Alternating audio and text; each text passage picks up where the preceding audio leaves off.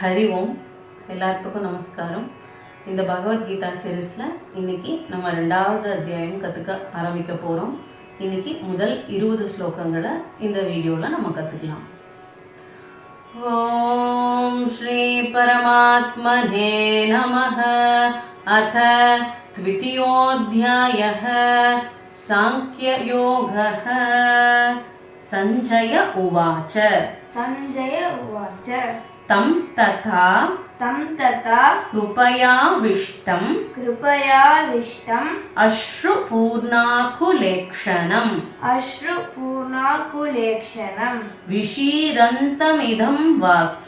विषीदन्तमिदं वाक्यम् उवाच मधुसूदनः. संजय उवाच तं तथा कृपयाविष्टम् अश्रुपूर्णाकुलेक्षणम् विषीदन्तमिदं वाक्यम् उवाच मधुसूदनः. श्री भगवान उवाच कुतस्त्वा कश्मलमिदं विषमे समुपस्थितम् अनार्यजुष्टमस्वर्ग्यम् अकीर्तिकरम् अर्जुन.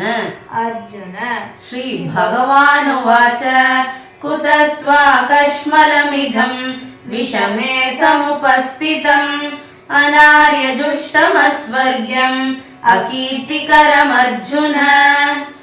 क्लैब्यं मा स्म गमः पार्थ नैतत्त्वय्युपपद्यते. क्षुद्रं हृदय दौर्बल्यं त्यक्त्वोत्तिष्ठ परन्तप. क्लैब्यं मा स्म गमः पार्थ नैतत्त्वय्युपपद्यते. क्षुद्रं हृदय दौर्बल्यं त्यक्त्वोत्तिष्ठ परन्तप. अर्जुन उवाच कथं भीष्ममहं संख्ये द्रोणं च मधुसूदन. इषुभिः प्रतियोत्स्यामि पूजार्हावरिसूदन. अर्जुन उवाच कथं भीष्ममहं संख्ये द्रोणं च मधुसूदन. इषुभिः प्रतियोत्स्यामि पूजार्हावरिसूदन. गुरून् हत्वा हि महानुभावान् श्रेयो भोक्तुं भैक्ष्यम् अपीह लोके. हत्वार्थकामांस्तु गुरूनि हैव भुञ्जीय भोगान् रुधिरप्रदिग्धान्. गुरून् हत्वा हि महानुभावान् श्रेयो भोक्तुं भैक्ष्यमपीह लोके. हत्वार्थकामांस्तु गुरूनि हैव भुञ्जीय भोगान् रुधिरप्रदिग्धान्. न चैतद्विद्मः कतरन्नो गरीयो यद्वा जयेम यदिवा नो जयेयुः. यानेव हत्वा न जिजीविषामः ते अवस्थिताः प्रमुखे धार्तराष्ट्राः. न चैतद्विद्मः कतरन्नो गरीयो यद्वा जयेम यदिवा नो जयेयुः. यानेव हत्वा न जिजीविषामः देवस्थिताः प्रमुखे धार्तराष्ट्राः कार्पण्यदोषोपहतः स्वभावः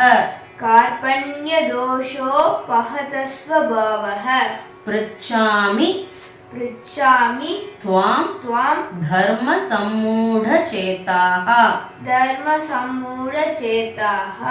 यच्छ्रेयः स्यान्निश्चितं ब्रूहि तन्मे शिष्यस्तेऽहं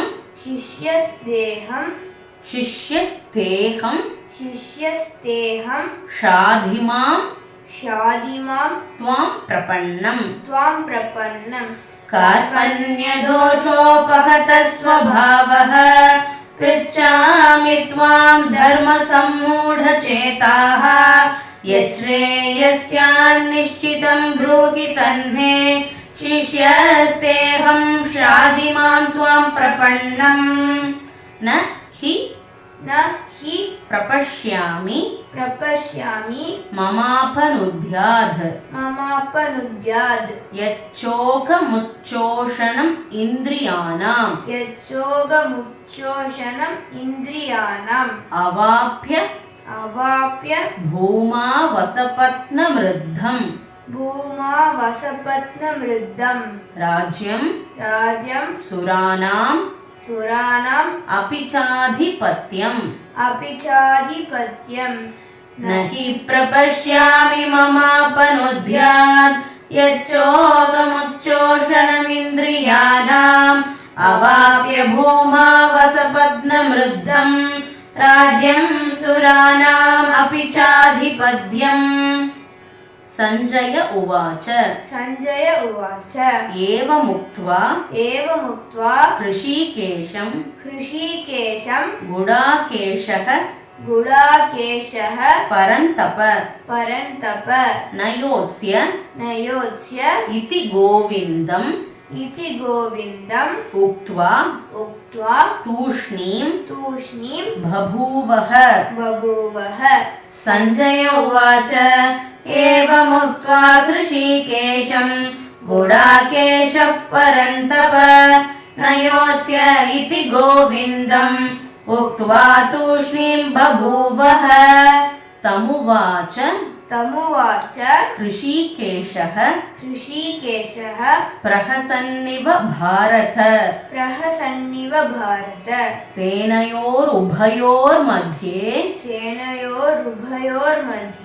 विषीदन्तमिदं वचः तमुवाच ऋषिकेशः प्रहसन्निव भारत सेनयोरुभयोर्मध्ये विषीदन्तमिदं वचः श्री भगवानुवाच अशोच्यानन्वशोचस्त्वं प्रज्ञावादांश्च भाषसे गतासूनगतासूंश्च नानुशोचन्ति पंडिताः श्री भगवानुवाच अशोच्यानन्वशोचस्त्वं प्रज्ञावादांश्च भाषसे गतासूनगतासूंश्च नानुशोचन्ति पंडिताः न त्वेवाहं जातुनासं न त्वं नेमे जनाधिपाः न चैव न भविष्यामः सर्वे वयमतः परम् न त्वेवाहं जातुनासं न त्वं नेमे जनाधिपाः न चैव न भविष्यामः सर्वे वयमतः परम् देहिनोऽस्मिन् यथा देहे कौमारं यौवनं यौवनं जरा जरा तथा तथा देहांतर प्राप्तिः धीरस्तत्र न मुह्यति मुह्यति देहिनोऽस्मिन् यथा देहे कौमारं यौवनं जरा तथा देहान्तरप्राप्तिः धीरस्तत्र न मुह्यति मात्रा स्पर्शास्तु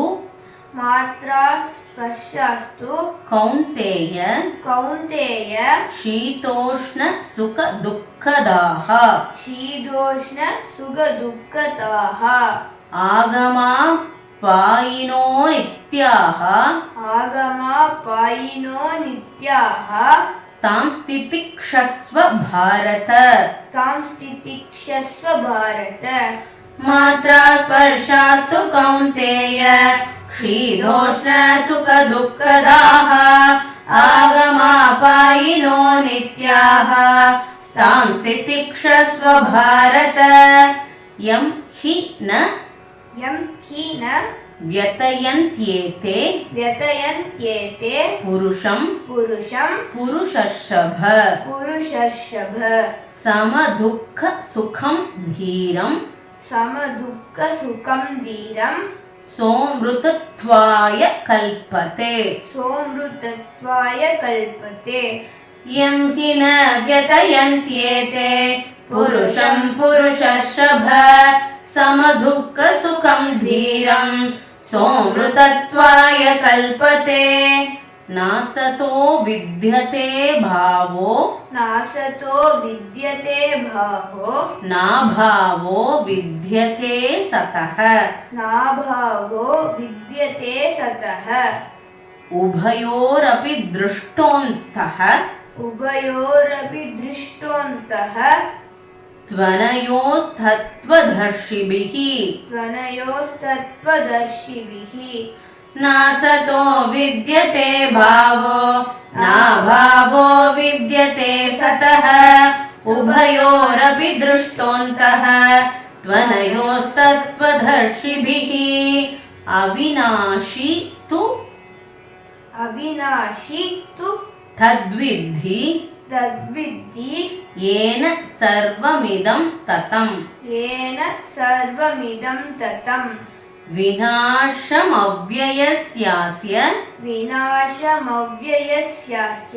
न कश्चित् कर्तुमर्हति अविनाशी तु तद्विद्धि येन सर्वमिदं ततं विनाशमव्ययस्यास्य न कश्चित् कर्तुमर्हसि अन्तवन्त इमे देहा नित्यस्योक्ताः शरीरिणः अनाशिनो अप्रमेयस्य तस्माद्युध्यस्व भारत अन्तवन्त इमे देहा नित्यस्योक्ता शरीरिणः अनाशिनो अप्रमेयस्य तस्माद्युध्यस्व भारत य एनं वेत्ति हन्तारं यश्चैनं मन्यते हतम् उभौ तौ न विजानीतो नायं हन्ति न हन्यते य एनं वेत्ति हन्तारं यश्चैनं मन्यते हतम् उभौ तौ न विजानीतो नायं हन्ति न हन्यते न जायते म्रियते वा कदाचिन् नायं भूत्वा भविता वा न भूयः अजो नित्यः अजो नित्यः शाश्वतोऽयं पुराणो शाश्वतोऽयं पुराणो न हन्यते न हन्यते हन्यमाने हन्यमाने शरीरे शरीरे न जायते म्रियते वा कदाचिन्नायं भूत्वा भविता वा न भूयः अजो नित्यः शाश्वतोऽयं पुराणो न हन्यते हन्यमाने शरीरे. 20 ஸ்லோகங்களை இப்போ நம்ம லீட் அண்ட் ஃபாலோ பண்ணோம்.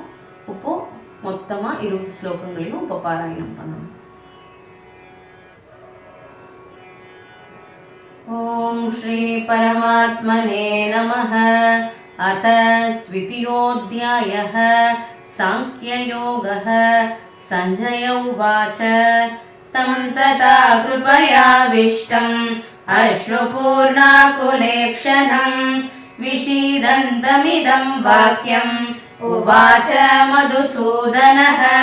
श्रीभगवानुवाच कुतस्त्वाकश्मलमिदं विषमे समुपस्थितम् अनार्यजुष्टमस्वर्ग्यम् अकीर्तिकरमर्जुन.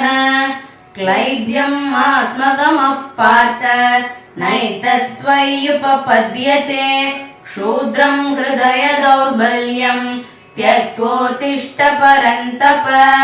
अर्जुन उवाच कथं भीष्ममहं सङ्ख्ये द्रोणं च मधुसूदन.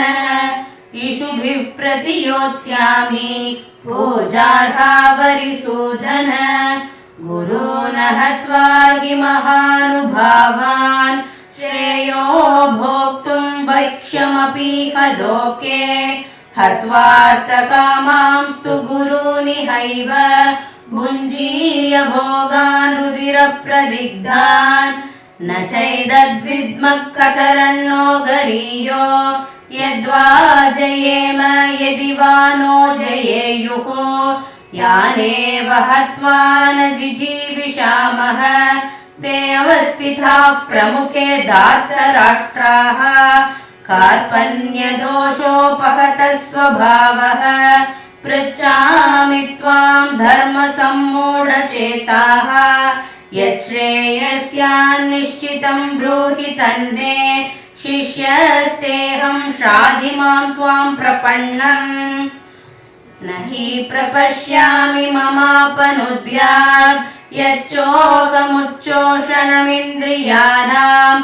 अवाप्य भूमा वसपत्नमृद्धम् राज्यं सुराणाम् अपि चाधिपत्यम्. सञ्जय उवाच एवमुक्त्वा हृषीकेशं गुडाकेशः परन्तप. न योत्स्य इति गोविन्दम् उक्त्वा तूष्णीं बभूवः. तमुवाच हृषीकेशः प्रहसन्निव भारत. सेनयोरुभयोर्मध्ये विषीदन्तमिदं वचः. श्रीभगवानुवाच अशोच्यानन्वशोचस्त्वं प्रज्ञावादांश्च भाषसे. गतासून गदासूंश्च नानुशोचन्ति पण्डिताः. न त्वेवाहं जातु नासं न त्वं नेमे जनाधिपाः. न चैव न भविष्यामः सर्वे वयमतः परम्. देहिनोऽस्मिन् यथा देहे कौमारं यौवनं जरा तथा देहान्तरप्राप्तिः धीरस्तत्र न मुह्यति. मात्रा स्पर्शास्तु कौन्तेय शीतोष्णसुखदुःखदाः आगमापायिनो नित्याः. तां तिक्षस्व भारत. यं हि न व्यतयन्त्येते पुरुषं पुरुषर्षभ. समदुःखसुखं धीरं सोमृदत्वाय कल्पते. नासतो विद्यते भावो नाभावो विद्यते सतः. उभयोरपि दृष्टोऽन्तः त्वनयोस्तत्त्वदर्शिभिः. अविनाशी तु तद्विद्धि येन सर्वमिदं ततं विनाशमव्ययस्यास्य न कश्चित् कर्तुमर्हसि अन्तवन्त इमे देहा नित्यस्योक्ता शरीरिणः अनाशिनो अप्रमेयस्य तस्माद्युध्यस्व भारत ययेनं वेत्ति हन्तारं यश्चैनं मन्यते हतम् उभौ तौ न विजानीतो नायं हन्ति न हन्यते न जायते म्रियते वा कदाचिन् नायं भूत्वा भविता वा न भूयः अजो नित्यः शाश्वतोऽयं पुराणो न हन्यते हन्यमाने शरीरे. இந்த வீடியோவில் நீங்கள் ப்ராக்டிஸ் பண்ணி கற்றுக்கோங்க. அடுத்த வீடியோவில் சீக்கிரமாக உங்களை சந்திக்கிறேன். ஹரி ஓம்.